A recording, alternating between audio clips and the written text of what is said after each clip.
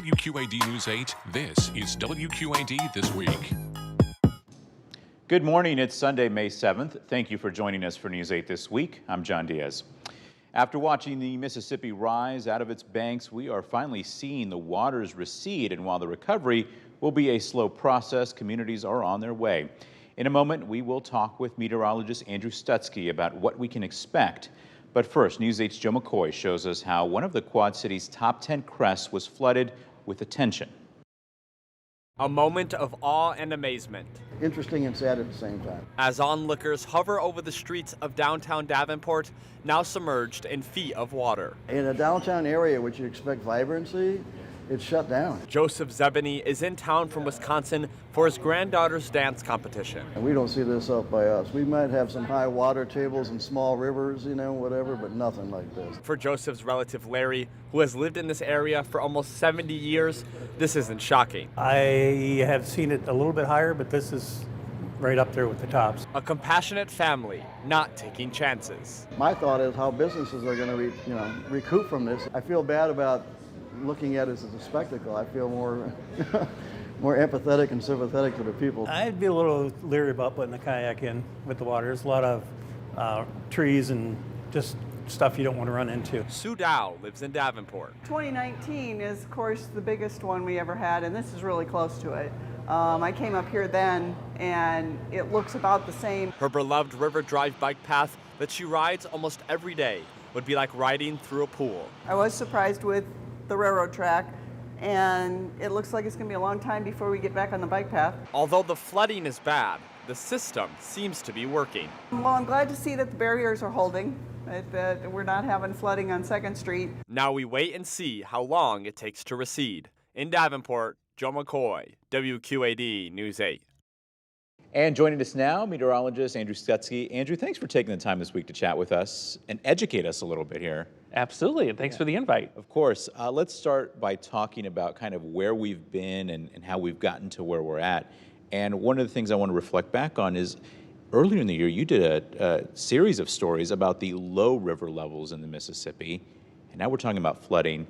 Tell us about the process that happens to get from one to the other. Isn't this something? We go from one end of the extreme to the other end of the extreme. So yeah, this would have been late fall last year. We were talking about the river being remarkably low, record low levels, not here in the Quad Cities, but further south in areas near Memphis and Tennessee. And now, we're near the record flooding again, near that record with the flooding this spring. So the fact that we've done this back and forth in such a short amount of time really is amazing. And most of it due in part to the fact that we've seen so much snow to the north of the Quad Cities this winter. Sure. It's not that we've been busy here. I mean, it was kind of an average winter for once, and we haven't had a ton of rain this spring, but all the perfect factors coming together to the north of us with record-setting snowfall, snowiest snow in Duluth, Minnesota this year on record. Incredible numbers coming out of there. That all of that melting very quickly too, just really pushing water levels back up compared to where they are usually this time of year. Is it too much to say that maybe that is the silver lining, especially downriver, or do these floods affect downriver water levels? They will affect it to some extent, because one thing we found out when we went down to Memphis is they do not have a dam system like we do here. And what we have here is not so much for flood control, but more for traffic control, so that we can have high enough elevated waters for these barges to transport things like crops and such. So it is a blessing for them in that their river levels are going to come back up once all this water gets downstream. Got it. I imagine, and you can correct me if I'm wrong here, but some amount of flooding is a natural part of a river's existence. At what point does it become concerning? Obviously, if we're affecting property and lives, that's concerning, but when we're talking about these different levels, what is kind of beyond the scope of normal behavior for a river? Sure. Yeah, you're talking about a body of water that stretches more than 2,000 miles from north to south. So there's going to be some variability with that. But what's most concerning when it comes to the flooding, and yeah, we're going to see flooding now and then, but the fact is that we're seeing these, quote, 100-year floods, not every 100 years, but we're seeing them about every 10 years. And we're seeing them increase in intensity and frequency. That's when we start to worry, because we're prepared for the most part to see these about once every 100 years in terms of the height of our flood walls, the money that we appropriate to this for city budgets. they don't expect these to see them as frequently as we're seeing them right now. So that's kind of where the alarm is going off, just like this year. I mean, coming within a foot of the record, I mean, that in itself is quite remarkable this soon. And let's talk about just how these top, not records, but these top levels have happened sort of in a short amount of time in a very recent period. What are some of the reasons for that? They really have. And some of this you can go back and you can link this to climate change. There's also a lot of other patterns like La Nina and El Nino that influence a lot of these things too.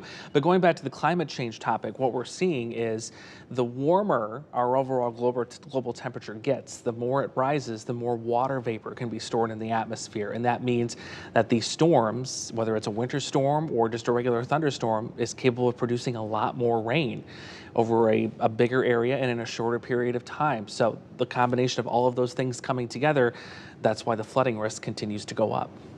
Looking forward a little bit as these waters begin to recede, it's already happening. What should we expect in terms of speed in the different areas in our viewing area along the river?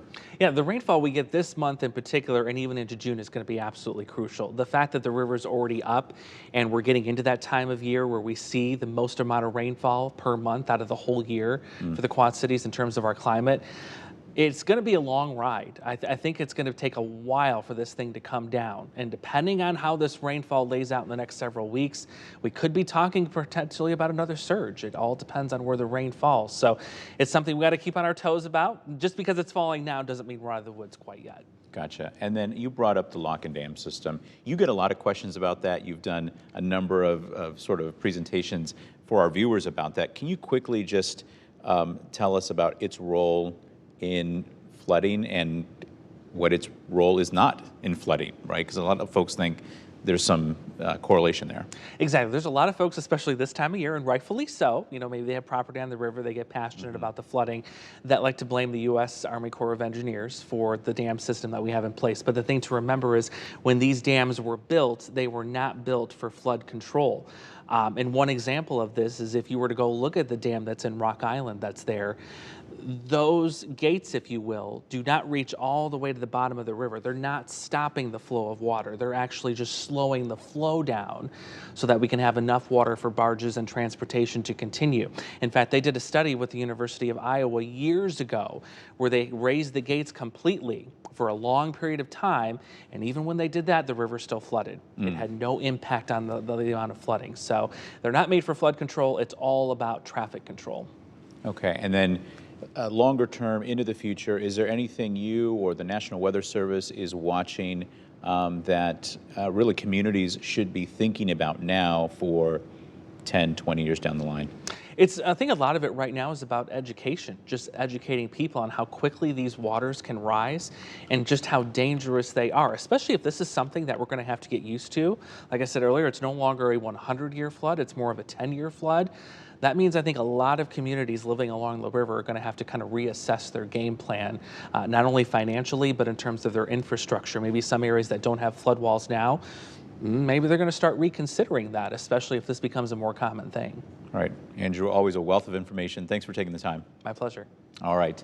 Now, back in the fall of 2021, Davenport approved a multi-million-dollar flood mitigation plan that, when fully implemented, would protect the city up to 22 feet. Now, that means that a flood like the one we just had, which crested around 21.5 feet, fewer roads would have had to have been closed. News 8's Jenna Webster shares the progress made on those plans. Just as it'll take time for the bloated Mississippi River to return to its banks, it's also taking time for future flood fighting plans in Davenport to become reality. It's a little outside our control, so we're not setting an arbitrary date that we don't have control of. Clay Merritt is the Assistant Public Works Director, helping oversee Davenport's future 9-mile flood mitigation system. Part of that plan includes improvements to 2 storm sewers, one here near the currently underwater area where River Drive meets 3rd and 4th Streets. It's a $4 million project. We have the funding to do it. It's been going through design. Design should be completed this late summer, fall. And right now we're going through the permitting process to do that because of its proximity to the river. This underground upgrade would mean the streets could stay open until the river hits 22 feet, whereas right now it closes around 18. This fall, early winter, is when that project should start. Another upgrade includes raising parts of River Drive near East Village. That also means keeping the street open until the flood reaches 22 feet, but funding for that hasn't been secured yet. We've also done several grant applications, both from the federal agencies and state agencies. Later phases of the plan involve walls, berms, and permanent pumping stations, but those projects won't happen anytime soon. Merritt says it all comes down to a waiting game. These are a little long-term in terms of being able to implement, but we've actually have quite a few things ready to go from something that was just approved a couple years ago. In Davenport, Jenna Webster, WQAD News 8.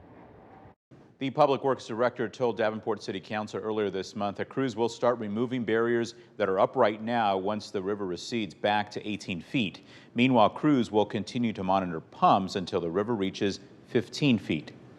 Meanwhile, if you live in a flood-affected area, you can receive a free cleanup kit from the Salvation Army beginning tomorrow morning. This is what they look like. Now, the Salvation Army is providing free kits in Davenport and Moline. You will need to bring a driver's license to pick one up.